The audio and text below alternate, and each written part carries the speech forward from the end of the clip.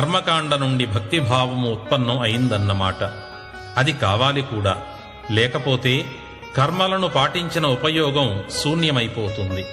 ఇప్పుడు భక్తి యోగము గురించి తెలుసుకుందాం. ఒక్క మాటలో భక్తికి అర్థం చెప్పాలంటే నమ్మకం భక్తి అని చెప్పాలి. ఏ రూపము లేదా ఎవరి వలన మన జీవితానికి మంచి జరుగుతుందని, చక్కని మార్గదర్శకత్వం లభిస్తుందని భావిస్తామో ఆ రూపమునందు పూర్తి నమ్మకము కలిగి ఉండుటయే భక్తి.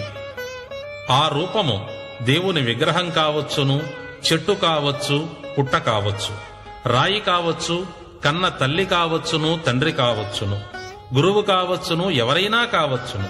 ఇక్కడ మనం ఎవరి యందు ఏ విధమైన నమ్మకంతో అంటే భక్తిభావంతో ఉన్నామన్నదే ప్రధానమైన అంశం.